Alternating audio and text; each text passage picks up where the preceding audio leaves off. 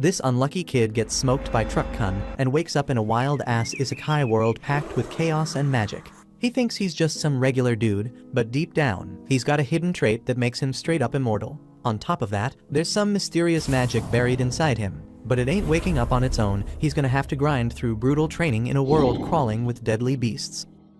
The story kicks off in a medieval-style isekai world, where a high schooler named Ryo is laid out flat inside a quiet, empty cottage. The place is bare, no furniture, nothing on the walls, just 2 old books and a knife sitting on a dusty table. Ryo gets up without even glancing at them, steps outside, and takes a breath of fresh air, looking around to find himself surrounded by nothing but towering mountains stretching as far as the eye can see. He stares at his own hands, then casually whispers, "Water, come forth," and sure enough, a little ball of water pops into existence and splashes gently in his palm. All of this began a few days earlier, when Ryo suddenly woke up inside a strange white void, no walls, no ground, just endless emptiness. Before he could freak out, a calm voice reached him, and an angel appeared right in front of him, reading his mind like it was written on a board. The angel reassured him that this wasn't the afterlife, though it definitely looked the part, and said it had been years since anyone passed through. At the same time, he gave Ryo some bad news: he had died, hit by none other than the infamous Truck-kun. Ryo, somehow not surprised, accepted it without a fight and figured out what was coming next. He was getting reincarnated. In his mind, he nicknamed the angel Michael and asked him what he should do in his next life. Michael, with a laid-back smile, told him to live however the hell he wanted. Ryo had always dreamed of living a slow and boring life, and once he got the green light, he got ready to start fresh in a brand new world full of magic, named Phi. Before sending him off, Michael gave him the rundown.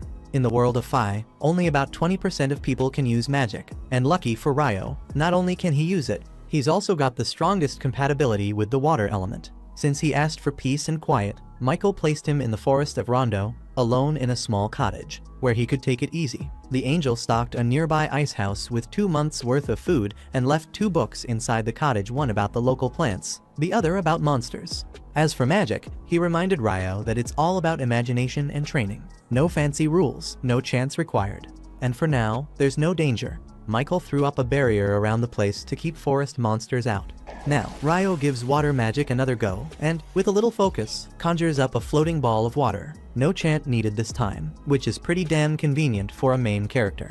Ryo uses his magic to fill the bathtub with water. Though to be honest, the idea that it came from somewhere inside him feels kinda gross if you think about it too much. The water's freezing, so he needs to figure out how to heat it up. And for some reason, he goes for the oldest, most useless method known to man trying to light a fire with sticks. He keeps rubbing and failing until he gives up, and starts thinking if there's a smarter way to get this done with magic. Pulling from his old chemistry lessons, he separates hydrogen from oxygen, which ends up freezing the water instead, turning it into solid ice. Now, with a chunk of ice in hand, he decides to try something different. He uses it like a magnifying glass, focusing the sunlight through it. And to his surprise, it actually works. He gets fire. With the fire going, Ryo heats the water and sinks in like he's been waiting his whole damn life for this moment. As he relaxes, everything in his mind starts clearing up, and it finally hits him that he could have just used magic to create hot water by reversing the process he used to make ice. But that's something to try later. For now, it's dinner time. While he eats, it hits him that the food stocked in the ice house isn't going to last forever, and if he doesn't start hunting soon, he's gonna be in trouble. The thought of going into the forest makes him pause though, because he knows monsters are out there, and he sure as hell won't survive with that tiny knife Michael left him, which means it's time to figure out how to fight with magic. The next morning, he starts working on his first offensive spell, water ball, but when he fires it at a tree, it doesn't do a damn thing. So he tweaks the shape, tightening it into something like a sharp arrow, and after hours of trying, he finally manages to form a basic water jet. It's a cool step forward, but even that still doesn't leave a mark on the tree. The day after, he switches over to ice magic, hoping it'll hit harder. He carefully forms a crystal but struggles to lift it, because ice just doesn't move like water. Still, after a long day of grinding, he finally manages to summon multiple crystals and get them hovering in place, but he's still not able to launch them at the target. After a bunch of messy attempts and frustrating fails, he finally gets to a point where he can summon ice crystals in a flash. Trouble is, he still can't launch them with enough power to use in a real fight. But time's not on his side, so he figures he'll make do. He sharpens one like a spear and heads out into the forest, hoping for the best. Down near a quiet riverbank, he stumbles on some quartz and feels like he just struck gold. If his mana ever dries up, This might be his backup to light a fire. Not long after, while picking herbs, a wild boar locks onto him and charges straight ahead. Ryo freezes in place, too scared to move, and for a second, it looks like his second life's about to be cut real short. But that gut-deep fear of dying again kicks in, and he dives out of the way just in time. Thinking quick, he turns the ground to ice. The boar slips hard, and right then he throws up a few sharp icicles. One solid hit, and the thing goes down. Not bad, though it's clear he's still got a long road ahead. Later, back at the cabin, he checks out the monster compendium. Turns out that boar he took down was a total weakling, barely ranked as a threat. That hits him kinda hard, but he keeps flipping through the pages. If the easy monsters in this world nearly kill him, what the hell happens when the real ones show up? And then comes the dragon entry. The book straight up says if you ever see one, just run. It won't help, but run anyway. Then he flips to the page on Akuma. Turns out it's even more terrifying. It says you don't need to run, you just need to pray you never see one. Real encouraging stuff. The book's doing a crap job at making him feel prepared, but he keeps reading, and despite everything that happened, he doesn't back down. The next morning, Ryo heads out again, ready for whatever the day throws at him. Things start off decent. He finds a fruit tree and takes a bite, and damn, it's good enough to make him forget all the stress from yesterday. But that piece doesn't last. Out of nowhere, an assassin hawk dives at him and knocks him flat. He instantly knows he's outmatched. The bird's packing invisible air magic, so dodging or blocking is a total joke. He remembers something from the monster book and makes a run for it. But how the hell is he supposed to outrun a flying beast? With nowhere to go, he plants his feet and fights back. Hits it dead on with ice magic, and when it crashes, he thinks it's over. As he gets closer though, the damn thing bursts out of the ice injured. Yeah, but still alive. One of its eyes got messed up, and maybe that's what makes it back off. The hawk finally flies off, and Ryo hits the ground, exhausted and grumbling that this quiet life is anything but quiet. After that mess, he tries to head home, only to realize he's completely lost. While stumbling around the woods, he spots something creepy, a Dullahan. No head, smoke pouring from its neck like it's puffing cigarettes non-stop. And it's just calmly grooming its horse. Somehow, Ryo manages to make it back. Days go by and he keeps training, fighting random monsters, catching fish, refining his water magic until it's sharp enough to slice through a mountain. He's finally getting the hang of this world. Still, every night, he heads back to that same spot where the Dullahan hangs out, not to win, but maybe to grow. There's nothing about Dullahans in his monster book, so either it's not a monster or it's too rare to be in the beginner's guide. After another rough fight, Ryo realizes he's not showing up just to prove something. He starts thinking maybe the Dullahan's been trying to help him get stronger this whole time. That night, the creature forms a sword out of ice and holds it out without a word. Ryo looks at it, gets the message, and takes it. As soon as he does, the Dullahan turns around and walks off, disappearing without a sound. The days roll by with nothing major happening, at least until that damn hawk shows up again. Ryo's out training like usual when he spots it in front of him. It's got one eye missing, so he knows right away it's the same one he fought before. Thing is, it wasn't black last time, and it sure as hell wasn't this big. Looks like the bastard evolved. The hawk charges at him with wild force, so Ryo throws up a 5-layer ice wall, but it smashes through without flinching. He stacks a 10-layer one, same result. Then he fires off an ice lancer, but the hawk dives right through it. As his walking stick drops, he grabs the sword he got earlier from the Dullahan and swings with everything he's got. It works. The hawk staggers back, comes again, but this time he drives the blade straight through it. As it crashes down, he walks up slow, looking at the thing with a bit of respect. That bird wasn't giving up easy. Took its eye again, and it still kept coming. Truth is, it pushed him to grow stronger, so in a way, he's thankful. Since it evolved just to face him again, he lets it die by his hand. After that, he moves along without knowing a dragon's been watching nearby. When it finally shows up and speaks, he's stunned he can hear it. The dragon seems relieved too, now able to use telepathy again. It asks if he's seen an evolved hawk, and when Ryo says he killed it, the dragon gets curious. Ryo shows him the sword, and the dragon immediately recognizes it as the sword of the Fairy King. That stirs more questions. The dragon asks what he did to earn that blade, but Ryo doesn't have a clue. With his curiosity satisfied, Ryo asks a few things too. They chat for a while until the dragon decides it's time to go. Before taking off, Ryo introduces himself, and the dragon replies with his name Lewin. Ryo's been living it up in this new world, having such a chill time that the angel who reincarnated him decides to check his slab again. That's when he notices something he totally missed the first time. Turns out, Ryo's got a hidden feature the last person didn't. He was born with the power of eternal youth. Meanwhile, back by the riverbank, a boy with red hair lies in the sand, looking like the next piece of this story is about to begin. Later on, Ryo starts craving seafood, so he heads down to the beach and ends up stumbling across a shipwreck. He spots a guy lying near the wreck, but after checking him out, it's clear he didn't make it. Then out of nowhere, he hears someone groaning, and for the first time since he got to this world, his eyes light up. Finally, another human. The guy's name is Abel, and he's stuck replaying what happened.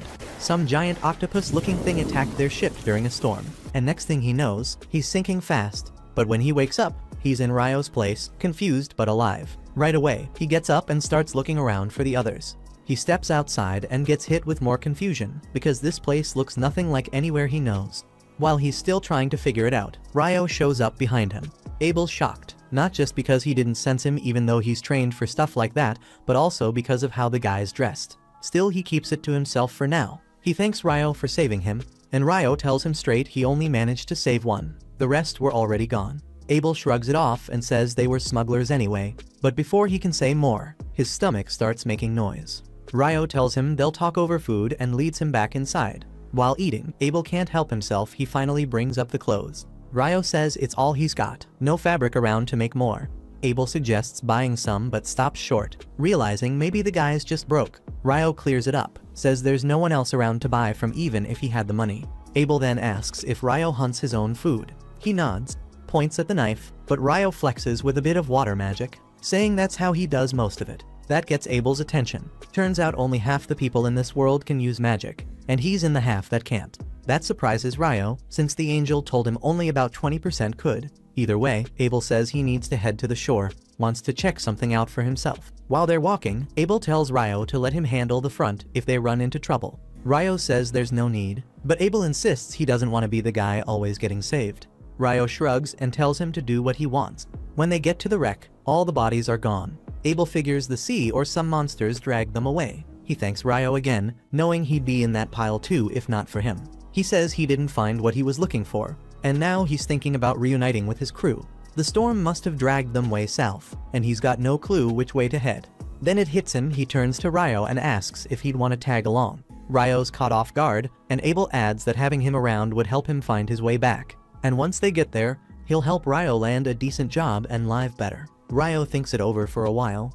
Eventually, he agrees to be Abel's guide back to the city. Later that evening, Ryo stands by his garden, staring at the patch he spent so much time building up. There's a hint of sadness in his eyes as he thinks about leaving it all behind. That night, he tells Abel he's heading out to say goodbye to someone. The knight's clearly curious, but keeps it to himself and lets him go. At the lake, Ryo finds the knight Dullahan waiting. He tells him he's leaving the forest for a long while and thanks him for all the training. Then he draws his knife and says he's going all out tonight. The knight draws his sword in return, and the fight kicks off. Ryo rushes in with everything he's got, pushing hard, forcing Dullahan on defense. It's a brutal back and forth, and by the end, Ryo's running on fumes. The knight returns to the water silently, but just as he reaches the lake, he turns around and pulls a magical armor suit from beneath the surface, offering it to Ryo as a parting gift. Ryo gets all emotional, thanks him again, and heads back. By morning, both Ryo and Abel are ready to hit the road. As they take off, Ryo glances back at the forest he called home, and a wave of nostalgia hits him hard. Not long after, they run into a wild boar in the woods, and Abel tells Ryo to let him take care of it. He charges straight at the thing, sword out, then pulls off some slick combat move that turns the poor boar into a meat donut. Ryo's standing there impressed, asking what the hell that was. Abel tells him it's called a combat skill, something folks who fight with weapons rely on. They crash for the night inside a hollow tree, then get moving again the next morning. While trekking through the woods, they spot some lizardmen hanging around a swamp.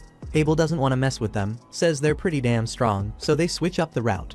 But Ryo can feel something off. Those lizard freaks are tailing them. Abel preps for a fight, but Ryo steps in, saying there's too many, and he's gonna use magic. Abel figures Ryo can't do much without a staff, but then his jaw nearly hits the ground when Ryo fires off 4 icicle lances like it's nothing, wiping out a chunk of the enemy. Once it's all over, Abel asks what kind of spell that even was. Ryo says it's just the regular icicle lance. Abel shakes his head, saying his wind mage buddies can only toss out 1 spell at a time, but this guy fired 4 in a blink. Ryo just shrugs it off, says maybe that's a wind magic issue, cause water magic works different. Abel figures there's no point thinking too hard about it and says they better keep moving. But first, Ryo makes 2 ice cups and fills them with fresh water. Abel picks up on a different chant this time, and Ryo plays it off, saying he probably heard it wrong before. They keep going, and somewhere along the way, Abel tosses Ryo a coin. Ryo lights up, saying it's the first time he's ever seen money. Abel's stunned, he thought the kid was broke. But this is next level. He starts giving Ryo a little rundown on the 3 big countries in the central provinces. There's the Kingdom of Knightley, the Debuhi Empire, and the Handelu Federation. Ryo can't help but clown on the name Debuhi, saying it sounds dumb as hell. He keeps going on about how goofy it sounds, talking trash the whole time, until they finally reach a wide clearing. Out of nowhere, they spot a rock shift on its own, and Abel reacts fast, slicing it clean in half. Ryo throws up a water shield just in time to block a wave of flying stones. And that's when Abel realizes they walked right into a damn nest of rock golems. Ryo's confused for a second, thinking golems were supposed to look more human. But Abel ain't got time to explain. He charges at the closest one and blasts a hole straight through it. The thing doesn't even flinch though, patches itself right back up and keeps swinging. Abel backs off, saying their attacks aren't doing much. But Ryo's already cooking up a new plan. He forms this giant chunk of ice in the air and slams it right down on the golems, crushing them flat. Abel can't believe what he's seeing, says he's never even heard of a spell like that. Ryo shrugs and drops a couple more ice blocks till the rest of the golems are done for. After the dust settles, they find one golem still kicking. It's got a big shiny magic stone inside. Abel says that thing's worth a fortune. Ryo wants to dig out the rest from the others too, but they're all buried under ice and he ain't about to melt through it all. Either he's too lazy or he's just not in the mood. They keep walking till they stumble on this massive beast. Looks like a weird mix between a croc and a hippo. Abel calls it a behemoth, says it's one of those rare monsters you only hear about. Ryo's ready to go after it, but Abel shuts that down real quick, says taking on a behemoth is suicide. Right then, a pack of wyverns swoop in, and Ryo gets all fired up thinking they're about to watch some monster versus monster action. The wyverns start hurling magic-charged rocks at the behemoth, but the damn thing lets out a roar so strong it cancels their spells and knocks them straight out of the sky. Ryo figures it used some kind of magic cancel move. Later that night while eating, Abel brings it up again, says he's only ever heard of magic getting cancelled inside certain dungeon traps. That catches Ryo's interest fast. Abel mentions there's a dungeon in the city of Lune where they're heading, and Ryo gets all fired up. Pissed he didn't say anything earlier, he stares him down like he's hiding more secrets. Abel tries to shift the convo, asks if Ryo even knows about dwarves and elves, but Ryo just tells him to spill everything he's got. A few days roll by, and they finally reach a mountain range. Ryo says they'll probably hit some kind of human settlement once they make it past the mountains. Abel glances at him, wondering how the hell he knows that. Ryo debates telling him about the dragon he met who laid out the whole world map for him. But in the end, he keeps his mouth shut and throws out some vague line about it being knowledge regular folks wouldn't get. Not long after, they hear this strange ass noise echoing through the sky, and both of them tense up, ready to scrap. That is, until a massive griffin swoops down from the clouds. The second they lay eyes on it, both of them damn near panic. Abel starts spiraling into a full-blown breakdown, but Ryo thinks fast and hurls a slab of meat into the air. Abel copies him without even thinking, and the griffin scoops up both chunks before soaring off like nothing happened. Once it's gone, they let out a shaky breath, both knowing that if it had decided to attack, they wouldn't have lasted a second. As they keep moving, Abel brings up how no one's seen creatures like behemoths or griffins for over a century. He figures the tall mountain range must have kept them away from human territory all this time. That sparks something in Ryo's memory. The wyverns they saw earlier had flown in from the north, meaning their nests gotta be close. Turns out he's right again. They stumble across a group of wyverns feasting on some poor beast. Ryo's ready to throw hands, but Abel tells him those things usually take a whole squad of at least 20 pros to take down. Ryo says they won't always be able to avoid a fight and asks if things would be easier if the wyverns couldn't fly. Abel says hell yeah, ground them and he'll finish the job up close. That's all Ryo needs to hear. He steps forward and throws out some dramatic fake chant before launching 4 ice lances straight into the wyvern's wings, pinning them to the dirt. Abel doesn't waste the opportunity, goes in swinging and finishes the job. But 2 more wyverns drop in out of nowhere. Ryo locks them down too, this time without chanting a single word. That makes Abel raise an eyebrow, clearly suspicious, but he lets it go for now.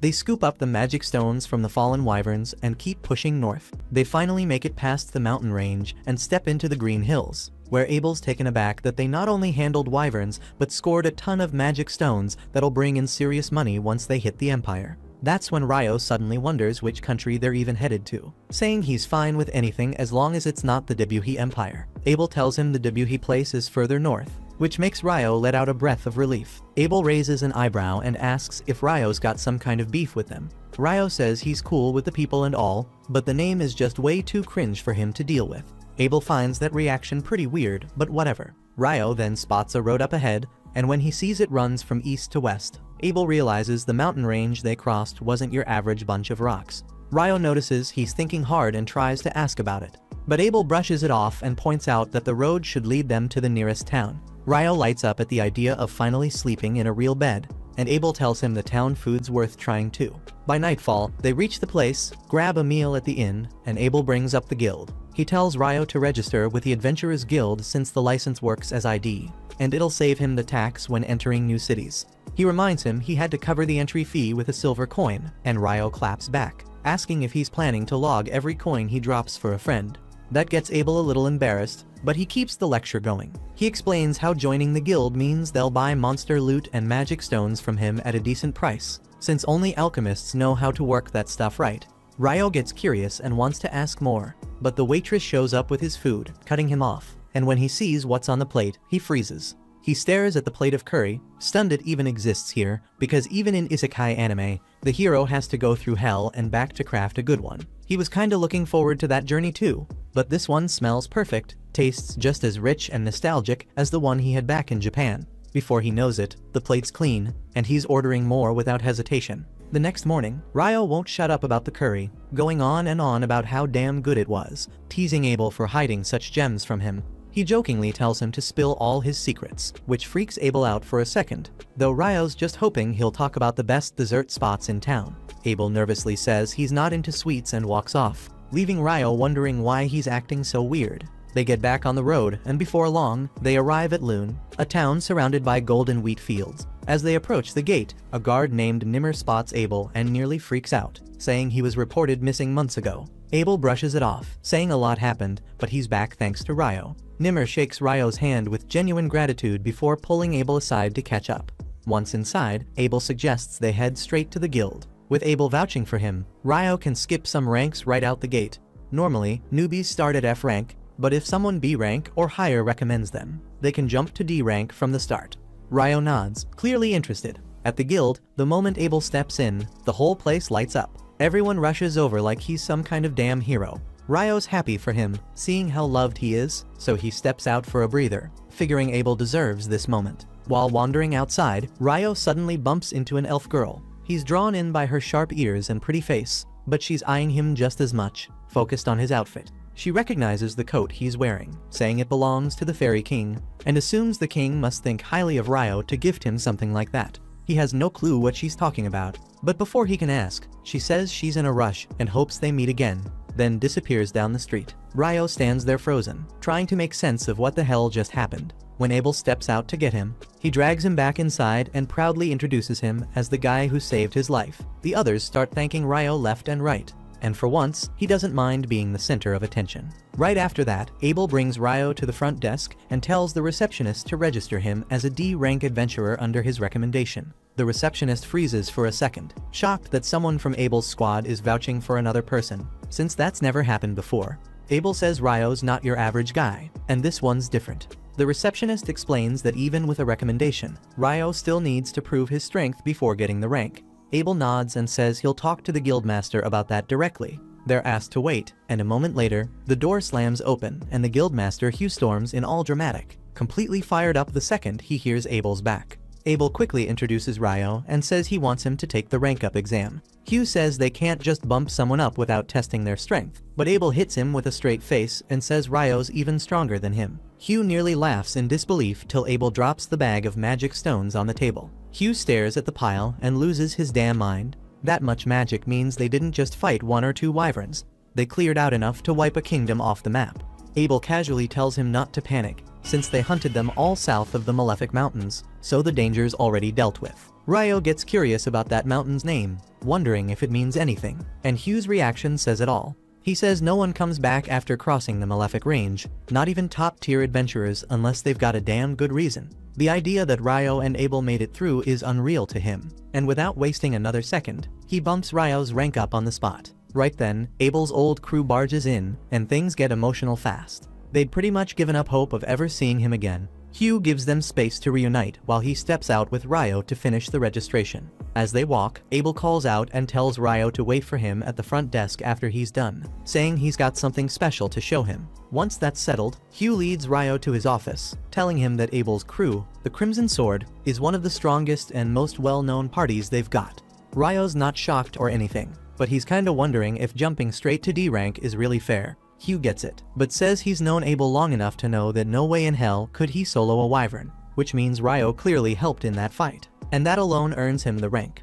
Right then, the receptionist shows up with everything needed to start the formal registration, and Hugh dips out, grumbling about the stack of paperwork on his desk. The receptionist Nina greets Ryo with a smile and starts walking him through the basics. She says that for the first 300 days, he can crash at the guild lodgings, but after that, he's gotta figure out a new place to stay. Then she tells him there's a dungeon exploration course the guild runs for newbies, and Ryo doesn't even hesitate, signs up right away. She tells him to show up at the meeting hall 2 days later at 9 in the morning. That part catches him off guard, and he blurts out that they actually use clocks here. Nina just smiles and moves on to the real deal. She points to the crystal device in front of him and tells him to press his hand on it. Ryo follows her lead, and the crystal lights up, scanning his biometrics and transferring it to the metal plate on top. That little slab becomes his official guild card. Nina hands it to him and congratulates him on becoming a full-fledged member. Then they step out of the office. Abel's waiting and says he wants to treat Ryo to some new clothes and maybe a staff, calling it his reward for sticking with him this far. Ryo's cool with the clothes, but the staff part throws him off. Abel explains it's standard for mages, but Ryo shrugs and says he's fine without one. He can already cast magic just fine, and when it comes to close combat, he's got a sword.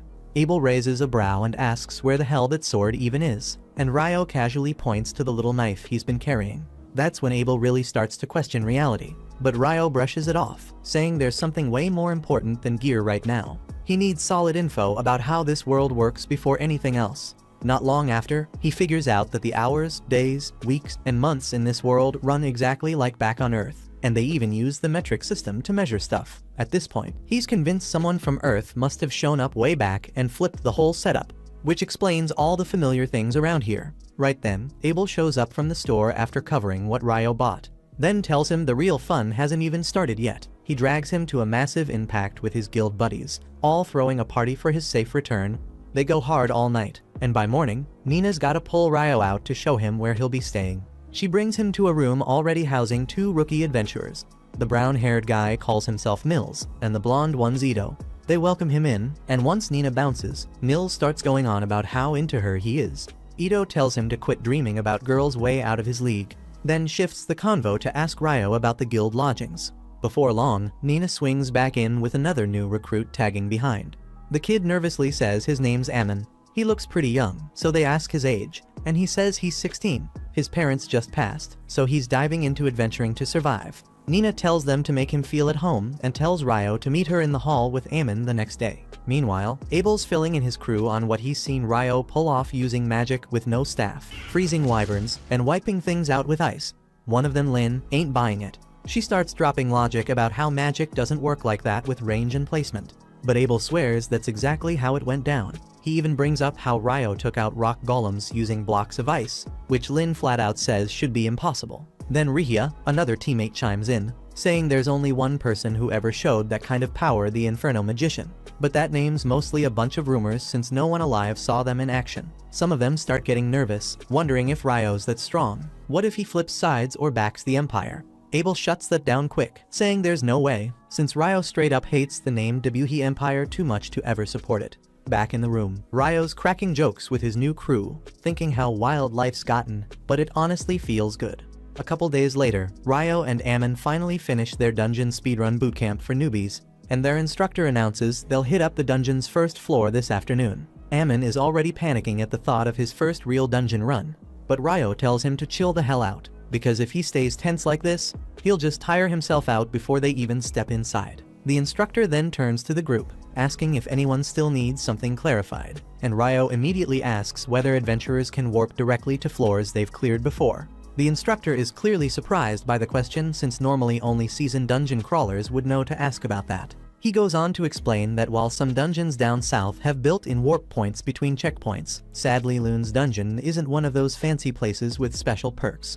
After that, the instructor leads all the rookies straight to the dungeon, which happens to sit smack dab in the city's center. He mentions that the whole city was literally built around the dungeon itself, adding that every few years monster numbers inside suddenly spike, sometimes even sending monsters flooding to the surface. He goes on to reassure the nervous rookies by explaining how the huge walls around the dungeon exist solely to protect regular citizens from monster outbreaks, and quickly adds there's no need to worry about any monster waves popping off anytime soon. Not much later, the group reaches the beginner-friendly first floor of the dungeon, which luckily doesn't hold any seriously nasty creatures. The instructor gives them the okay to explore freely, but makes sure they stay near the entrance. Ryo immediately teams up with Ammon, and moments later he senses something coming their way. He tells Ammon to get ready to attack while he takes care of pinning down whatever approaches, and Ammon nervously draws his sword. Soon enough, a monster ant pops into view, and Ryo instantly recognizes it as a soldier ant from the guidebook he's been studying. He instructs Ammon to target its neck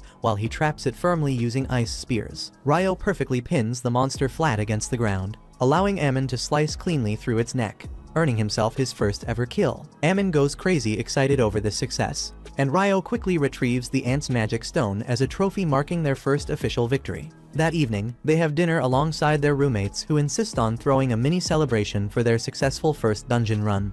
Their roommates seem genuinely impressed that the duo managed to handle a soldier ant right out of the gate, but Ammon modestly insists he merely delivered the final strike after Ryo had the ant completely locked down. He then enthusiastically mentions how eager he is to get back to the dungeon tomorrow, although he openly admits he's still feeling pretty uneasy about the idea of trying to explore alone. Ryo offers to go along since he's also itching to check out the dungeon down to the 3rd floor, saying it's shady as hell that they ran into a tougher monster from a lower level roaming around on the 1st, especially after their instructor made that sound like it rarely ever happens. Ito joins in, mentioning he's heard some recent gossip about soldier ants popping up around floors 1 and 2 lately, and none of the boys have a clue what the hell that's about. Right then, Abel casually strolls in and explains that soldier ants can dig tunnels to climb up from deeper levels. Nils and Ito completely freak the hell out, realizing the town's #1 adventurer just appeared in front of them out of nowhere. Ryo as usual just greets his buddy casually, giving zero craps about Abel's fame.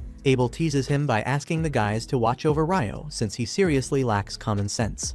Nils jumps straight up, saluting Abel with maximum enthusiasm and blurting out that he's his biggest fan. He passionately announces his ultimate dream of becoming a legendary adventurer just like Abel someday. Eagerly asking for the honor of shaking his golden hand, Abel gladly gives him that handshake, advising Nils with a smile to chase his dreams, but reminds him seriously that surviving should always stay top priority. Ryo bluntly asks Abel why he's hanging around here at this hour, and Abel replies he literally just got back from his latest mission. Before Abel can even finish speaking, his entire party suddenly storms in, the girls clearly pissed that Abel came here instead of reporting straight to the guildmaster like he's supposed to. Abel tries desperately explaining he was only giving some rookie adventurers helpful tips, but Lynn isn't buying his crap at all and instantly orders Warren to drag his ass out of there. Warren effortlessly hoists Abel onto his back while Abel starts whining exactly like a damn toddler. Meanwhile, Lynn suddenly shoots Ryo a sharp, jealous stare. Ryo awkwardly asks what the hell she wants, prompting the priestess Rihya to quickly snap Lynn out of it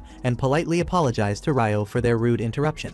As they leave, Ito and Nils totally lose their minds fanboying over Abel's party. But Ryo honestly can't wrap his head around why everyone thinks that crew of clowns is so amazing. At the same moment, Rihya gently scolds Lynn for glaring at Ryo in public. But Lynn insists she was simply curious because Abel never shuts up about Ryo's magic lately. Rihya admits she's also interested to finally see Ryo's real abilities in action, and Abel reassures them all they'll get their chance very soon. Next day, Ryo and Ammon go back into the dungeon, this time running into a pack of monster dogs. Ryo easily pins down all the beasts again with his ice spears, while Ammon impressively shows off his sword moves by personally cutting down a couple of the monsters himself. Later during their short break, Ryo comments that Ammon's sword style weirdly reminds him of Abel's technique. Ammon clarifies he learned swordplay from some old dude named Kiro, who trained at a famous swordsmanship academy back in the capital. Hearing that, Ryo immediately figures Abel must have trained under that same academy, and he seriously sees real potential in Ammon now, believing the kid might genuinely become a ridiculously strong swordsman someday. Ammon's pretty impressed Ryo knows so much about swordsmanship despite mainly being a mage. Ryo just shrugs it off, casually mentioning he did some training with an instructor for a bit before eventually figuring out his own fighting style.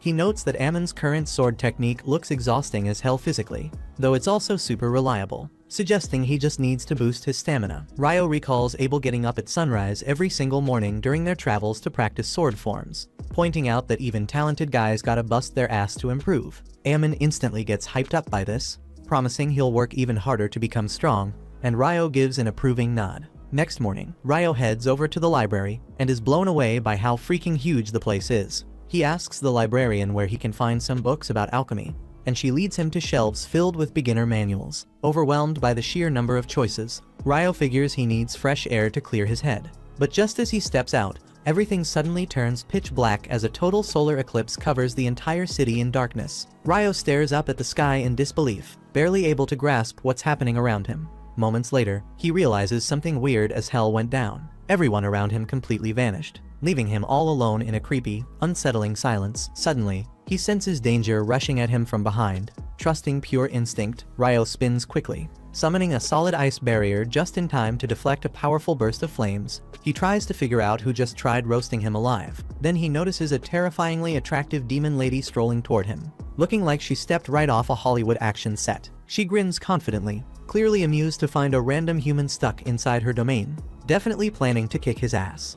Ryo immediately realizes he's facing a genuine demon, and he's absolutely positive she's the strongest opponent he's encountered since arriving here. He briefly considers running for it, but quickly sees there's no realistic way he'll escape from this weird dimension, no matter how fast he moves. Gritting his teeth, he accepts fighting is his only option now. Instantly, he creates multiple ice barriers surrounding himself just as the demon unleashes another devastating wave of fire. His barriers hold firm against the flames, but then the demon suddenly changes strategy, firing off an invisible wind bullet that effortlessly pierces Ryo's ice shields, only to harmlessly bounce off his robe. The fiery demon lady stares in disbelief, completely confused how a human's cloak just blocked her attack. But after taking a closer look, she quickly recognizes Ryo's cloak as the Fairy King's robe, realizing immediately he must be a mage with real power to own something that rare and survive her attacks. She decides she'll simply cut him down with her sword instead of wasting time with magic. Meanwhile, Ryo knows he's in deep trouble if she gets close, and prepares himself mentally for the toughest fight of his life. Ryo summons his ice sword too, bracing himself defensively as the fierce demoness rushes him with full force. She's insanely fast, forcing him into frantic evasive moves as one vicious slash barely misses his face. Spotting an opening, he strikes back with a hailstorm of frozen spears, but she effortlessly sidesteps every projectile, too busy having fun to notice the solar eclipse slowly fading. At the same moment, Ryo figures she's enhancing her speed using wind magic. Then she suddenly launches herself straight at him, trying to end the fight in one deadly blow. But Ryo easily deflects her strike, realizing that despite her blazing speed, her sword skills aren't nearly as brutal as those hellish lessons he went through fighting that headless knight. The demon pauses in shock, genuinely amazed by Ryo's abilities, demanding to know who the hell this human is to wield both the Fairy King's robe and blade. Losing patience, she forms a blazing fireball to burn him alive, but Ryo instantly cancels it out with a timely ice spear. That totally enraged her. The demoness quickly decides she has to take him out fast, realizing Ryo will become a major pain if she drags this fight out too long. She goes into a fierce offensive mode, but Ryo stays calm, smoothly parrying every aggressive strike. Spotting a brief gap, he counters sharply, knocking the demon completely off balance. Immediately seizing this chance, he unleashes a devastating wave of sharpened ice spikes, aiming to finish her. She quickly shields herself with blistering flames, melting away his attack before it hits her. But as Ryo's relentless assault ramps up, she's forced to summon thick stone walls as extra defense. Ryo adapts fast though, changing his approach by launching slicing jets of high-pressure water, effortlessly cutting through the rocky barriers and landing multiple hits on her. Stunned that Ryo's magic is actually injuring her, the demoness is luckily saved by the dense smoke clouding his vision. Sensing a perfect opportunity, Ryo charges forward ready to land the finishing blow, but she desperately leaps ahead, blocking his strike head-on. Their swords clash violently midair, but Ryo's momentarily distracted when he sees the demoness's injuries rapidly regenerating in front of him. She instantly takes advantage of this brief hesitation to land a powerful hit, smashing him into a nearby building. Preparing to end him for good, she suddenly feels tiny water droplets falling on her skin. Confused, she glances upward just in time to see a scalding raindrop landing on her face, hotter than freaking boiling water. She shrieks in pure agony, immediately covering herself inside a protective stone cocoon, desperately waiting for the burning rainfall to stop. Meanwhile, Ryo slowly gets back on his feet, calmly touching down again, already prepared to unleash his next move. Without warning, the demoness explodes into a furious blaze, violently blowing apart everything nearby. She slowly marches towards Ryo, murderous intent radiating off her. But right then the eclipse starts fading away. Sunlight brushes against her blade, shattering it into nothing. She stops dead in her tracks, clicking her tongue in frustration, bitterly stating they'll have to settle things another time. Ryo mocks her, telling her to hurry up and piss off already. Surprisingly unbothered by his attitude, the demon casually introduces herself as Leonore and asks for his name. Ryo reluctantly responds, clearly signaling he couldn't care less about chatting with some demon. Leonore is intrigued that Ryo obviously knows exactly what she is, making her instantly regret screwing around instead of killing him outright. She warns that someday they'll have their rematch, though another demon might cross his path first, telling him not to die to some weakling, because when she returns, she'll be far stronger and definitely won't hesitate to finish his ass off. A chill runs down Ryo's spine hearing that, but just then, the eclipse disappears completely, and reality snaps back to normal, leaving no trace of their chaotic fight. Feeling shaken, Ryo decides to just buy his books quickly and get some rest. He heads straight to the bank, cashing in on the hefty stack of coins earned from selling all those wyvern magic stones. Afterwards, he swings by the dorm hoping to check in with his roommates, but when he realizes they're not around, he's just about to leave when he spots them being cornered and harassed by a group of douchebag adventurers.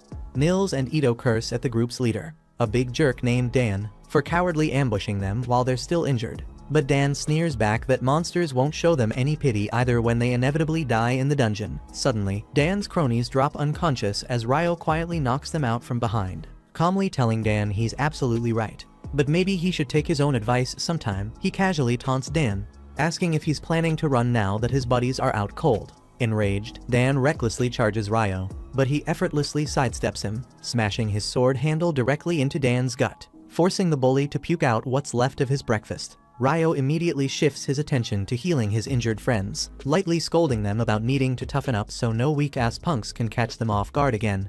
But he decides that right now they all deserve a proper break. Together they hit up the public baths, where Ito, their resident priest, heals the nasty wound left by Leonore's wind bullet. As everyone sits soaking comfortably in the hot water, curiosity finally gets the best of them, and they start bombarding Ryo with questions about who the hell could actually injure someone as strong as him. Ryo briefly considers mentioning the demon, but quickly dismisses the idea, deciding relaxation is their priority right now. Everything else can wait. Not long after that, Ammon, Nils, and Ito start heading into the dungeon as a team. While Nils and Ammon handle the goblins head-on, Ito sticks to the back, ready to patch them up whenever they take a hit. As Nils grabs the magic stones from the fallen goblins, Ito focuses on healing Ammon, and the two of them start chatting about how close that last encounter was. Nils says they should pull back before it gets worse, and Ito agrees there's no way they were supposed to run into goblin archers on the 4th floor. Meanwhile, Ammon still wants to hunt a few more monsters and make some quick cash, but Nils remembers what Abel told them about not throwing their lives away for something that doesn't matter. So they turn back and head to the surface, which ends up being the smartest move they could have made, because just a few levels deeper, another group of adventurers gets wiped out by a massive beast they never saw coming. Back on the surface, Ryo's still thinking about how insane Leonore's magic was, but at least he could keep up with her casting speed. Tells himself he needs to push his strengths even further and fix his weak spots. That brings up a sore one: he couldn't match her speed yesterday, not even close. He gets a little jealous of her wind magic, but instead of sitting with that, he shakes it off and starts thinking of his own way forward. He figures he could use a water jet to launch himself, and while he's tried that underwater before, he's not sure it'll work on land. He starts by forming an icy platform ahead of him, then blasts hundreds of tiny water jets from different points along his back to push himself forward. But he barely moves faster than an old grandma at a crosswalk, clearly pissed off, but calls it a work in progress, which honestly describes his mental state too. After that, he heads to the library to dig into anything he can find about demons and alchemy. Around the same time, Lynn, the low-ranking wizard from Abel's party, is there too. She's flipping through records, trying to find anything about a spell that can make an ice wall strong enough to crush a golem, but nothing's turning up. That actually makes her kind of happy, wants to believe Ryo's a fraud who tricked Abel, because in her mind only the continent's strongest wizard could pull off something like that. Right as she's putting the book back on the shelf, spots the elf girl Sarah. The two of them share a quick hello and chat for a bit before Sarah remembers she's got to meet up with her group and walks off. Back at the guild, Ammon and the others return, and the moment Nils sees the receptionist Nina, he starts stuttering like a total simp. Ito smacks him on the head and steps in, telling Nina they found goblin archers on the 5th floor. which isn't supposed to happen. And that's why they rushed back to report it. Nina takes a look at the magic stones, confirms them, then hurries off to inform the guildmaster, thanking the boys for bringing in something this important. Hugh's not too happy when he hears that goblins showed up on the 5th floor. Since they're the kind of monsters that usually stay below the 10th, figures this might be the start of something bigger. So he tells Nina to call in every party ranked B and above. She lets him know that only 2 high-ranking parties are in town right now, Abel's Crimson Sword and the White Brigade. Not long after that, Abel and his crew head to Hugh's office, and he's already annoyed because it means he'll have to work with the White Brigade, and he can't stand their leader. The girls tell him to quit whining, and he takes a deep breath to calm himself before walking in. Phelps from the White Brigade is already there, and Abel has to fight the urge to grimace the second he sees him. Once they both sit, Hugh lays it out for them goblins on the 5th floor. Info's solid. Says Crimson Sword and White Brigade both need to head into the dungeon and check for signs of a monster outbreak. Last time it happened was 10 years ago, so even if it feels early, it's still a possibility. To get them moving, he offers 100 gold up front and another 200 once the job's done. That's when Abel asks if they're just supposed to investigate and nothing more. Hugh nods, and then Phelps jumps in, wanting to know what they're supposed to do if it's already started. Hugh tells them plain and simple, if it's an outbreak, get out fast. They'll seal off the dungeon and call in the knights to handle the monsters. Says he already alerted the Lord and the knight headquarters, because if this thing's real, they've got to be ready. After that, he asks both groups if they're up for the mission, and they agree without hesitation. The next morning, Ryo's already up and getting ready to head out to the Northern Library by the time his roommates start waking. He tells them he's planning to dive deeper into alchemy and heard that place has books on more advanced stuff. Ito nods, says that's true, and that D-rank adventurers and above can access it without any problem. Ammon chimes in, says he's heard whispers about forbidden books being stored there too. That gets Ryo fired up, but Ito quickly brings him back down, telling him those are off limits unless you're at least B rank.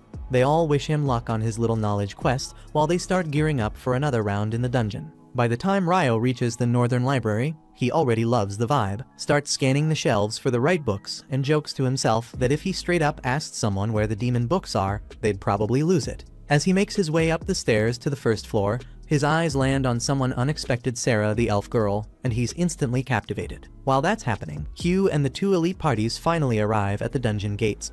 Right when they're about to push the doors open, Abel stops him cold, says something feels off, tells Lynn to use her wind magic to check the 1st floor, and sure enough, she finds hundreds of monsters waiting just beyond the entrance.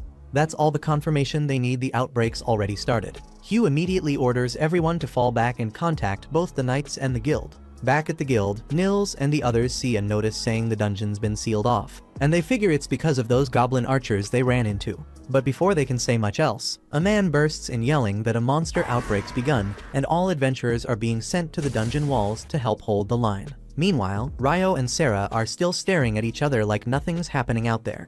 She finally breaks the silence, says it's funny they're meeting again. Then after quick introductions, she asks if he's hunting for something specific.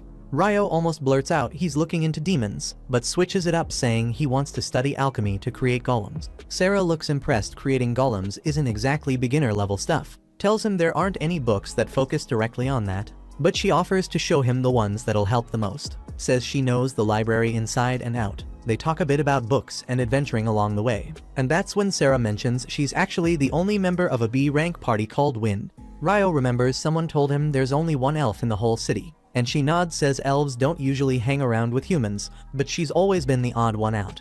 Elsewhere, the adventurers from the entire city have gathered at the dungeon walls, and it doesn't take long before the monsters break straight through the heavy gate. Then Hugh yells out for everyone to hit them with spells and arrows, kicking off a brutal fight against the goblin swarm. The knights arrive a few minutes later and start pushing the monsters back, and for a while it looks like they've got control. But Hugh's frowning. There are way more monsters this time than what he saw in the last outbreak. As the fight drags on, Abel's group runs out of arrows. That's when Nils shows up with a whole damn barrel of them, panting along with a message from Hugh his party's supposed to handle the boss monster once the wave ends. Not long after that, most of the goblins are down, and Hugh gives the order. Abel and Phelps are to lead their parties into the next phase, so they jump down from the wall, and Lynn uses her wind magic to slow their fall. The moment they land, they charge through the stragglers and head for the gate, stopping there to wait for the boss. That's when a goblin general steps out. They figure it's over once he's taken down. But then 2 more follow behind him, and Abel realizes this ain't a normal fight. He tells them they've got a Goblin King on their hands, and if those generals stick around he's gonna be even worse. So they split the work. Abel and Phelps each take one, while Lynn and Rihia handle the third. They jump into the battle, and Abel cuts off his opponent's arms, but right then he spots something terrifying, a towering shadow at the dungeon's mouth. Yells for everyone to get down. A split second later, a massive wind slash tears out of the gate, slicing through all three goblin generals like they were nothing. Suddenly everyone freezes. That kind of power, that brutality, no way this is a regular boss. But Abel and Phelps both know damn well they're the only ones who can face this thing. They charge in together, but their blades don't even scratch his armor. Without warning, Abel darts straight at him and activates his ghost skill to dodge the counterattack. He gets in close, drives a strike straight toward the king's heart, but doesn't finish him off. The Goblin King goes in for the attack, but Abel tells Lynn to finish the job right as he vanishes again. Her wind spears shoot straight through him and nail the Goblin King, dropping him on the spot. Everyone breathes out, thinking it's finally over, but deep inside that dungeon, something worse is still waiting. Everyone heads back to the guild to celebrate the win, and by the time Ryo shows up, he still cannot tell why the place is humming with celebration. At the same time, the rest are singing and laughing, while the guildmaster is buried elbow deep in paperwork because he still has to dispatch reports on the Great Monster's outbreak and run the payouts for the adventurers who helped deal with it. On top of that, researchers from the royal capital are bound to arrive to collect data on the Great Monster's outbreak, so he has to handle them too. At the same time at the party, Abel has just finished explaining everything that happened with the monster's outbreak while he was in the library, and then Abel's friends arrive. Lynn has been wanting to ask Ryo in person for a while, so she tells him she wants to know whether he can create thick ice walls at range. Ryo confirms it, and to be exact, he says he can cast up to roughly 40 meters away. It took him a long time to get the feel for it, so it is not as easy as he makes it look. Even so, Lynn has never heard of anyone throwing magic that far, so she asks if it is an original spell, and if so, she wants to know what incantation he uses to trigger it. Ryo says he will be glad to show her later, and as for the words, he just makes them up on the spot, so she can say whatever she wants. Meanwhile, Mills points out that most of the food is already gone, so if Ryo does not hurry, he will end up with nothing to eat. He excuses himself, then heads for a plate, but Lynn is still stuck on what he meant about going with the flow for incantations. Abel explains that Ryo uses spoken lines because he thinks they look cool, and he can cast without saying a word, which sounds even wilder to her than the ice walls. The next day, Nils, Ito, and Ammon gather at the guild to look for work, but they are disappointed to find the board empty. At the same time, Ryo happens to walk by, and he asks what the three of them are doing there, since they usually are out working by now. Unfortunately, after the monster's outbreak yesterday, the dungeon was shut for inspections, so they will not be able to go in for a while. They were hoping to find a resource gathering job to get by in the meantime, but with all the items that dropped during the monster's outbreak, there is not much demand for gathering right now. Putting their own issues aside, they ask Ryo what he is up to, so he tells them he is hunting for magic copper ore because he needs it to start learning alchemy. Ito recalls hearing that magic copper ore is crazy expensive, and Ryo says he is right, since the last shop he visited quoted 50 gold pieces for a single copper piece. Even so, the cash does not mean much to Ryo because he is loaded, but he wants to help his friends out. So he asks if they would be interested in gathering magic copper ore for him, says he is willing to pay them 4 gold coins each whether they find any ore or not, and if they do bring some back, he will buy it off them for 25 gold coins. All three are stunned because that is more money than they have ever seen. But Ito asks whether Ryo is really fine with paying them that much. Ryo says that if they do find copper, he will only have to pay 37 gold, which is cheaper than the 50 gold he would pay in town, so it is a good deal for him as well. At the end of the day, the math works, since they confirm that Ryo is serious about the offer. The three of them rush off to begin the search, and once they are gone, Ryo hears a commotion outside, so he goes to take a look. Downstairs, he sees Dan arguing with a group of knights who are basically trying to kidnap a girl in broad daylight. The girl clearly does not want to go with them, so when they start dragging her away, Dan steps in and shoves the knight to loosen his grip on the girl. She is free now, but the trouble is worse, because the knights still outnumber Dan 4-1, and they are armed with swords, so there is no way he can win this fight. The group's leader gets ready to teach Dan a lesson for daring to challenge a knight, but as soon as he takes a step, he trips and smacks the ground.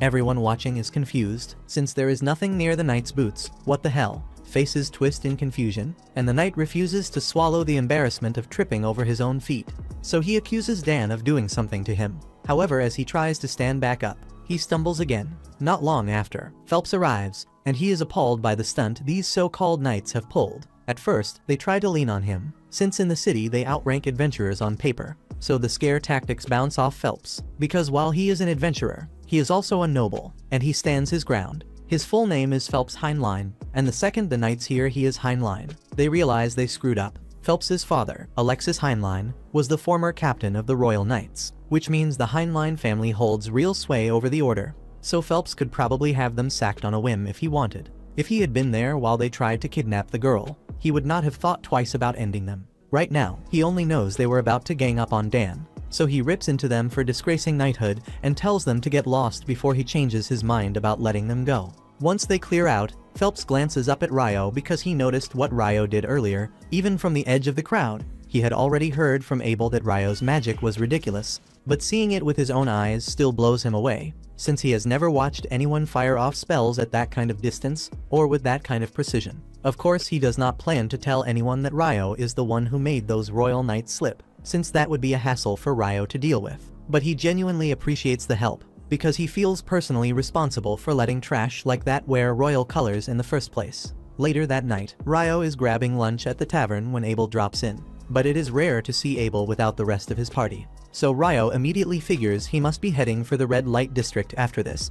Abel panics and begs Ryo to quit talking before people overhear, and using pure deductive genius, Ryo decides that since Abel does not want folks thinking he is the type to hit the pleasure district, he must have his eyes on someone. At first, he thought it was Lynn, but Abel says he is wrong, because Lynn already has a crush on Warren. So with that settled, Ryo concludes Abel is crushing on Rihia, and Abel gets even more frantic trying to deny it, which pretty much confirms Ryo's hunch on the spot. Abel's crush aside, Ryo asks what he is really doing out on his own tonight, and technically Abel is headed for the pleasure district, but not for the usual reasons, and since Ryo is here, Abel could use a hand. One of the dungeon investigators sent to the Loon dungeon is an old friend of Abel, and the crown assigned royal knights to guard him while he is in town. Unfortunately, those guards are the same ones Ryo spotted earlier, and there are plenty of reports of them using their badges to commit ugly crimes. Abel heard they were in the pleasure district tonight, so trouble is only a matter of time, and he wants to shut them down before anyone gets hurt. As they walk, Ryo notices two adventurers talking, yet he has met every adventurer in this town by now, and he does not recognize those two. Abel says it is common for adventurers to travel to Loon to try the dungeon. However, the dungeon is closed right now, which makes the pair suspicious, especially since they are dressed in black and slip away the moment they realize Ryo and Abel are watching. A little later, Ryo and Abel deliberately cut down a dark alley, and within moments those shady adventurers spring an ambush.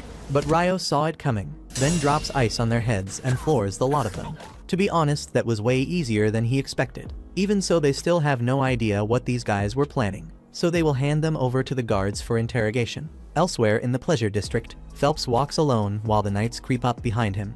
Their leader is still burning with embarrassment over Phelps getting in his way earlier, and the plan is to kill him tonight. However, just as they reach for their swords, every limb locks and not one of them can move. It was a trap set by Phelps from the start, because now that he understands how rotten this squad truly is, he would be a failure of a noble if he let them carry on. He had Shenna tag them with paralytic needles, and with the lot frozen in place he calls on her fire magic, reducing them to extra crispy chicken nuggets until nothing remains. The next day, the research team from the capital rolls into town, and just as the guildmaster predicted, they start trouble right away by claiming the entire day's food supply for their investigation. On top of that, Clive demands that Hugh reopen the dungeon and assign adventurers as protection while they work. Hugh says that is unreasonable, because no one knows what state the dungeon is in, and it could be seriously dangerous. However, Clive reminds him he was given full authority over the investigation, so Hugh has to follow orders. The advisor, Harold, apologizes to Hugh for Clive's behavior and promises to replace the supplies taken from the town, which Hugh appreciates. Yet Clive still refuses to drop the push to reopen and head in. In the end, Hugh gives ground and says he is willing to open the dungeon for Clive, but he makes it crystal clear that if anything goes wrong, neither Hugh nor the city of Loon will be responsible. It all lands on Clive's head. Clive starts to second-guess himself now that the blame would be his, but after all the arguing he cannot back down, so he accepts Hugh's terms. Even so, they still need adventurers to escort the research team. Soon after, Ryo is heading to the cafeteria when a girl runs out and asks him to show her the way to the Adventurers Guild. Ryo was on his way to lunch, but since she needs help he guides her to the guild. The girl's name is Natalie Schwarzkopf, and she is here to deliver a letter requesting Abel's party to defend the investigation team in the dungeon. Ryo is amazed that a team is being sent down there while the dungeon is closed, and Abel says someone must have pulled strings to force Hugh to reopen it. The reason the dungeon was closed in the first place goes back decades, after a monster's outbreak, and a ranked party went in to investigate and none of them returned. Even their leader, practically an S-rank superhuman, never came back. If whatever was down there could erase an S-rank, the guild would not gamble on it. So from then on it became standard to shut the dungeon whenever a monster outbreak hit. Ryo is intrigued by the story, but hunger wins, so he heads out to grab lunch, nods a quick goodbye. Once he is gone, Lynn asks if Natalie is really from the Schwarzkopf family, since they are renowned for legendary water magic. Natalie confirms it with a simple yes, so Lynn asks whether she has ever heard of magic that lets a mage raise an ice wall at a distance. Natalie says she is not sure something like that is even possible. So Abel answers that hard as it is to believe, Ryo can put up an ice wall about 40 meters away. On that note, he warns everyone here not to pick a fight with Ryo under any circumstances, and if they do end up across from him, they should just surrender, because even all together they would still lose. He also tells Natalie that if she ever needs help and cannot find the party, she should go to Ryo because he will handle it. 3 days pass, and Ryo's friends finally get back from their mission, having managed to gather 2 magic copper ores along the way. So Ryo pays them 90 gold in total on the spot, and they are thankful, because with that much coin they will not have to work for a while and can breathe. At the same time down in the dungeon, the investigation team has already reached the 7th floor in silence, but strangely they have not seen a single monster yet, so they keep moving and continue deeper. Eventually they come upon a black square set into the wall, and none of them knows what it is, since they have never seen anything like it before. Clive, however, is ecstatic, calling it a prime anomaly for analysis. He orders the crew to set up the measuring equipment so they can send data back to the surface, and once the instruments start streaming, the analysis team, including Natalie, will begin scrutinizing the feed to identify the anomaly. However, the moment Clive's team pushes the monodensity gauge through the gate, every one of them is teleported away, and the surface team loses contact at once. By the time they figure out what just happened, they're already standing in the middle of a grassy field, and thankfully no one's hurt, which is a damn relief. But they've got no clue where they are, and Clive with his crew is nowhere in sight. Somewhere else in the area, Clive has his team collecting data on the environment as fast as they can. If his theory's right, then the gate must have dumped them all in a different zone, which means there's a real chance they could be attacked. So everyone's staying alert. Still, Clive doesn't seem too bothered by the situation. He actually feels this might work in his favor, sees it as the perfect chance to prove that the monsters from the tidal bore originated from the 38th floor, just like he predicted. And since he's the one who discovered the teleportation gate, he's already imagining himself getting promoted to department head once they're back on the surface. That is, if they make it out alive, because the creatures around here don't exactly look like they're gonna welcome them with open arms. Back on the surface, Natalie and the rest of the team are still trying to piece together what happened to the adventurers when the locator suddenly switches back on. It only stays active for a second, not long enough to send a message. But the short signal reveals that the expedition group somehow ended up on the 40th floor of the dungeon, which makes no sense at all since they were on the 10th floor just a moment ago. Then this guy named Christopher steps into the tent, introducing himself as a researcher from the College of Magic who came to join the investigation. He knows his group and Natalie's team are technically rivals, but he says he's hoping they can fill him in on anything strange that's been happening inside the dungeon. Natalie and her team hold back for a second, not sure they should be sharing that kind of info, so Christopher explains what happened. He says earlier he was heading into the dungeon with the adventurers assigned to the second expedition, but right as he was about to enter, everyone in front of him suddenly disappeared. That's why he's desperate to know what the hell's going on. Hearing Christopher's story makes it clear that the adventurers down in the dungeon really did get teleported, and that explains how they wound up on the 40th floor. But it doesn't make things any better. Up to now, the deepest anyone has made it in the dungeon is the 38th floor, and it's said that from that point on, even B-ranked parties would struggle to survive. Never mind the C and D rank groups that came along. Luckily, Abel's team was part of the first group that went in, so he and his crew should be able to keep the others safe for a bit. But if they don't come up with a way to pull them out soon, things are about to go downhill fast.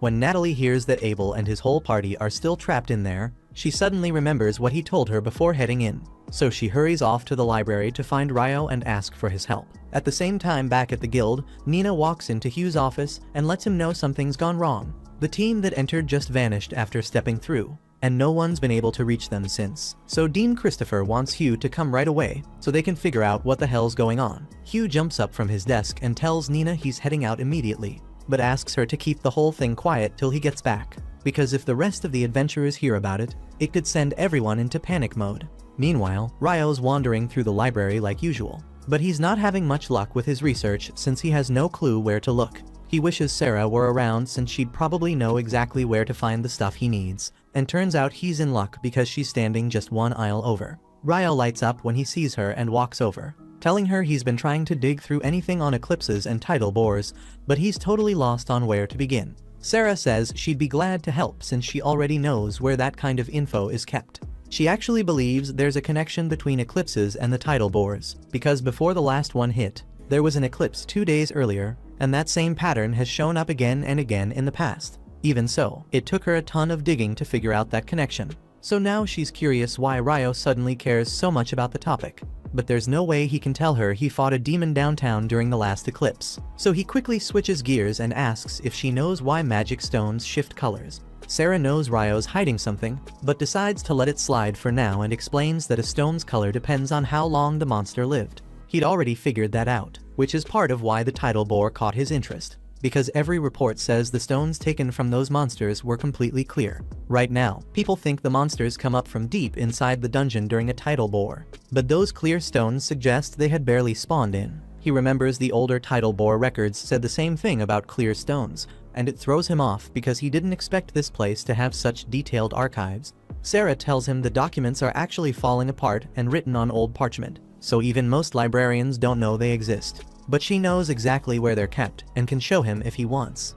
At the same time, the investigation team still has no idea where they landed, and considering they got teleported in, they're starting to question if they're even inside the dungeon anymore. Harold turns to the researchers and asks if they managed to get any gear working again, and they tell him the transmitter's back online, so now the surface team should be able to track them. Some of the others assume that means help is on the way, but Harold's not convinced. Abel checks if something's bothering him, so Harold says the air here feels off. It reminds him of being inside Sanctuary Square, and that spell is the ultimate defense, capable of blocking every kind of attack, magical or not.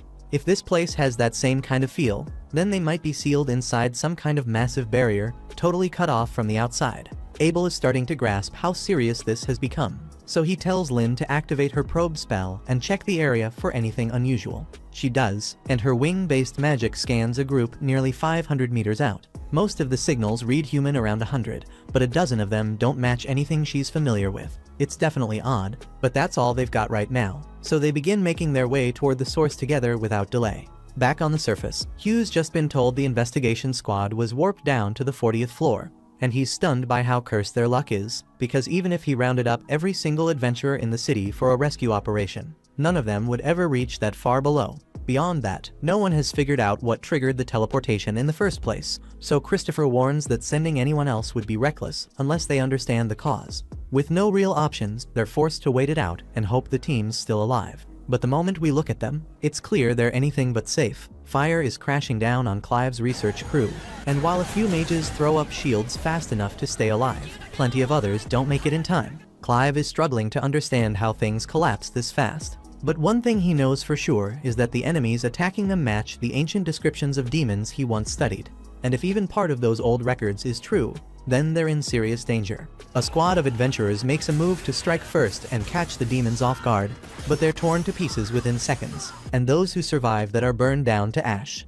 Abel's team arrives soon after, and they freeze at the nightmare in front of them. It's nothing short of a bloodbath. Right then, Rihia scans the monsters and instantly recognizes what they are. She turns to the others and says these are demons, the same ones said to be enemies of both gods and angels, and they're far beyond anything an ordinary human can take on. So beating even one will be a serious challenge. They're all wondering what the hell demons are doing in a place like this. But Harold says they can worry about that later because saving Clive's team comes first. He orders the mages to prepare for a pincer move. So right when Clive's group is about to be wiped out, a storm of magic javelins rips through the three demons attacking them. The mages start blasting every ranged spell they've got, and with how many they're throwing out, the attacks finally crack through the demons' defenses. There's still a bunch of them left, so Harold tells everyone to get ready to fire another round.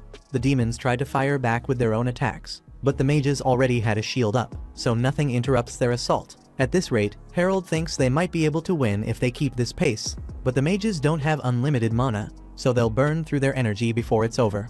That's when Abel and the others will have to step in. So Abel draws his sword and scans the field. He spots one demon that looks extra dangerous, then tells the crew to move in single file behind Warren, who blocks all the incoming flames as they charge forward. Once they get close enough, Abel starts slicing through demons while Lynn and Rihia launch spells to finish the job. They wipe out most of them that way, but Lynn ends up collapsing from mana drain, and Rihia's running low too, so Abel's left to handle it himself. There's still 6 demons standing, and Rihia warns him that the one in the back's probably a demon prince. That's the younger version of a demon lord, and no one's ever taken one down except for a hero. That doesn't help much, but Abel pushes ahead anyway since he doesn't have many options. They're scary as hell, but he's felt worse fear before, like when he fought the griffin, so he figures he can handle it. He cuts down 2 demons in a single strike, but that grabs the demon prince's attention, so it fires a blast toward Rihia and Lynn, and Warren has to throw himself in the way to protect them, sending all 3 flying. Now it's Abel and the demon prince left standing, and for a split second, Abel lies to himself thinking he might stand a chance in a one-on-one. That illusion breaks fast when the demon prince flash steps right in front of him and knocks his blade out of the way. Abel holds his ground with the sword still up, but deep down he knows damn well there's no way he's pulling this off. Not with that huge gap in power and speed. Then out of nowhere, Clive blasts the demon prince with a nasty spell from across the field, but it barely scratches him. That pisses the demons off, and they all turn toward Clive's group. His barrier gets shredded, and his whole squad's about to go up in flames. Things spiral fast, so Abel makes a desperate call and pops his zero-turn skill just as the demon prince charges. He manages to deflect the blade and pivot toward the demon's neck, but the bastard predicts it, ducks the slash and kicks Abel through the air. He's wobbling, can barely stay up, and the demon prince starts walking over, ready to chop his head clean off. Right then, Abel hears one drop of water, and out of nowhere, Ryo comes crashing through the damn ceiling. Abel stares like he's seeing a ghost, convinced he's dreaming, because the last person he expected to show up now is Ryo. But Ryo's chill about it, says a bunch of folks are worried about Abel and the rest, so he should hurry back, and he'll handle things here. Abel tries warning him that this ain't just some monster, it's a demon prince, but Ryo brushes it off. He's fought demons before, and this one doesn't feel half as scary as the last one. Honestly, if this guy's supposed to be a baby demon lord, no wonder he's that weak. Ryo starts walking toward him, and the other demons try to roast him with fire, but he just tosses out some icicle lances and wipes them out in seconds, heads rolling before they can even blink. The demon prince turns and sees what's left of his men drop to the ground, so now it knows this fight's not gonna be like the last. It tightens its grip and gets ready, and Ryo, wanting to test him a bit, draws his own blade with a little grin, curious to see what this demon prince has got. Before all this, Natalie had been running across town searching for Ryo, and when she finally found him, she rushed over in a panic to tell him that Abel and his squad were trapped inside the dungeon. The moment Ryo heard those words, he instantly formed an ice card around Natalie and carried her straight to the dungeon gate, because wasting time wasn't an option. By the time they reached the entrance, Natalie had already filled him in on the whole story about the disappearance, so he understood how bad the situation was, and he appreciated that she came to find him. Still, he couldn't help but wonder how she even knew to track him down. Natalie explained that a few days earlier, Abel told her that if trouble ever broke out, and she couldn't reach him, she should go straight to Ryo, since he's the most dependable ally Abel trusts. That sounded exactly like something Abel would say, and hearing it gave Ryo a bit of pride, knowing his friend thought of him that way. But there wasn't a moment to spare, so he sprinted straight for the gate. The guards stationed at the entrance tried to hold him back, but Ryo didn't have time for arguments, so he sealed them off with ice walls and stormed inside. Since Natalie mentioned the signal came from the 40th floor, he knew the normal descent would be too slow. Instead, he blasted water jets beneath his feet to carve a path downward, and that's how he ended up where he is now. Right then, the demon prince lunged forward to strike, but its speed was laughably slow compared to Ryo's, so he simply slid past the swing and chopped its head clean off in a single slash. Abel and the others were stunned that Ryo dropped the demon prince that easily, but the battle wasn't done yet. The demon grabbed its head off the ground and jammed it back onto its body, which was humiliating as hell considering it was struggling against nothing more than a human. Ryo admitted that regeneration could be a pain, but he figured it wouldn't matter much since there was nothing this so-called prince could do to harm him. To drive the point home, he summoned more than 200 razor-sharp water jets circling around the demon, and before it even realized how bad things had gotten, Ryo had already torn its entire body into dust. This time there was no chance in hell of it regenerating. The battle is finally over, and Abel thanks Ryo for saving them. But Ryo says words don't pay the bills, so if Abel really wants to thank him, he's covering dinner tonight. Harold steps forward, introduces himself as an advisor from the Bureau of Royal Magicians, and says he's deeply grateful for what Ryo did because without him, they would have been wiped out. Ryo just shakes his head and says there's no need for thanks, he would never stand by and watch people suffer. Still, he feels pissed at himself, because if he'd gotten there sooner, way fewer people would have died. Harold agrees that it's a tragedy, so he says once the mages recover some of their magic, they'll start gathering the remains of the fallen to give them a proper burial. In the meantime, Abel asks Ryo to help collect the magic stones from all the devils since he wants to use the money to support the families of those who died. Ryo's fine with that, but something's been bugging him since he dropped in. When he fell from the 39th floor, he felt like he passed through a barrier, but after he cut down the demon prince, it vanished. And that wasn't the only odd thing, because when he probed the area on his way down, he picked up something strange near the staircase. They planned to check it out on the way up, but for now they need to start pulling stones. Even in all Harold's years as a mage, this is his first time seeing a devil's core, and there aren't any reliable records on them either. Since devils seem to appear out of nowhere, there's been speculation they can use space-time magic, but no one's ever proved it.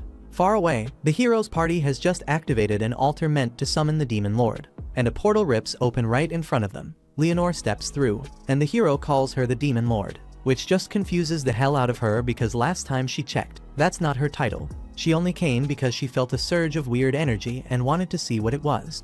But hearing that this guy is a hero gets her fired up, because if he's really as strong as the stories say, then she's about to get herself a damn good fight. A hero raises his blade and declares he will kill Leonore today, and she welcomes the challenge with eager energy. A heartbeat later, her expectations collapse, since she realizes this guy is weak as hell. She was barely testing him, yet her sword slides clean through his chest, so disappointment washes over her. Right then and there, she pulls the blade free and looks at the hero's companions, all completely petrified and unsure of what to do next. Leonore does not enjoy killing for its own sake, so she blinks behind the mage and tells the party to pack it up and head home, because if their champion fell that fast, none of them would last half a second against her. She also points out that they should start treating their friend now, since she avoided the vital spots on purpose, and he still has a solid chance to live if they act quickly without hesitation. The party makes the smart call and accepts Leonore's mercy, so they rush to heal the hero, and while they work, Leonore strolls over to the altar at a steady pace. She stays annoyed that the fight turned into such a letdown. Yet the magic gem used for the summoning circle is fascinating, so the trip still counts as a win in her book. She teleports the gem into her storage, and the hero calls for the Demon Lord to wait, but Leonore is tired of the misunderstanding, so she states, with no room for doubt, that she is not the Demon Lord. The group can barely process that, since to them anyone this strong ought to be the Demon Lord, and the thought rattles them. Leonore does not have a tidy answer beyond her view that this squad is simply weak. Yet she gives them a little credit, because at their current level they could probably beat the real Demon Lord if they stick together and play it smart, and she remains far beyond that guy. The hero still struggles to accept that beings stronger than the Demon Lord exist, since matching that as a human feels impossible. Leonore cuts the tension with a calm tone and says she has met a human who could go toe-to-toe with her. His name was Ryo, if she is recalling right, and fighting him was pure fun from start to finish. So on her scale, she says Ryo stands 10,000 times stronger than the hero is now. After that, Leonore vanishes in a clean teleport, and the hero's party carries on with the rest of their day as planned. Meanwhile, down in the dungeon, Ryo and the rest of the adventurers make their way to the staircase to head back up, and once they reach it, Ryo points out the anomaly he mentioned earlier. It looks almost like some kind of magic gem, but Harold admits he's never seen anything close to it before, so he has no idea what it's supposed to do. He decides it's safer to take it back to the surface for a proper analysis, so he slips it into his storage bag, and the group keeps moving. In the end, everyone makes it back to the surface, and Hugh quickly starts arranging care for the injured adventurers. Meanwhile, Natalie rushes over to meet Abel and the others, relieved they're alive, and Abel thanks her for thinking on her feet, because without her going to find Ryo, they never would have made it out. Things are settling down for now, and Hugh feels a huge weight off his shoulders that Abel and his party survived, since losing them would have been a full-scale disaster. Still, he has something on his mind, so he calls out to Ryo and demands an answer for why he blasted past the guards to enter the dungeon, fully aware that it was marked off-limits. Ryo honestly didn't expect Hugh to bring that up so soon, so he apologizes for breaking the rules.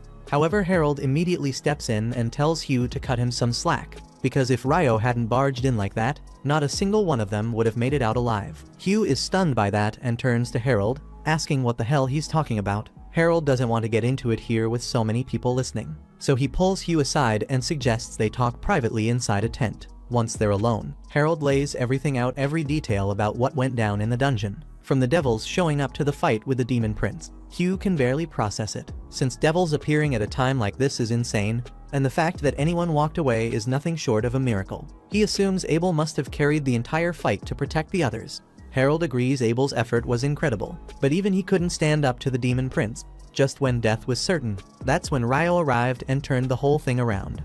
Meanwhile, Hugh was still trying to process everything, since he knew Ryo was gifted yet had no clue the kid could stand up to a demon prince on his own. However, Harold told him that challenge was the wrong word here, because what Ryo pulled off was a straight one-sided slaughter. Ryo erased the demon prince and every remaining subordinate in seconds, and the scale of magic on display was scary as hell, so the whole scene left veterans speechless. After what he witnessed, Harold told Hugh their top priority from here on out should be keeping Ryo on good terms with the kingdom, since turning a talent like that into an enemy would be catastrophic.